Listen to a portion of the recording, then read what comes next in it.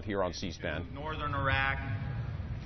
There's an area in northern Syria called the Manbij Gap. Many of us on the Defense Committee and Armed Services are familiar.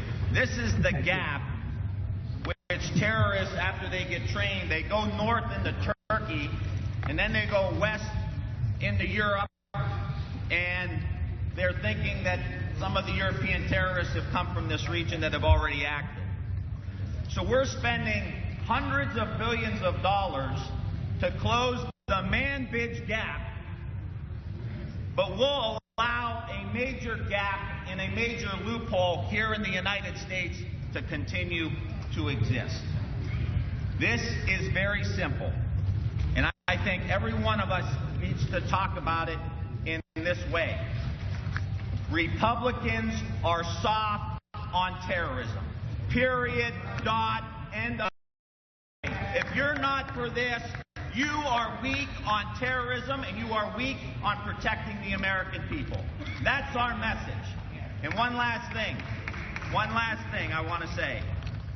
I believe that this is illuminating a bigger problem here in Congress and in Washington. The American people are wondering what's going on in Washington, why all the gridlock?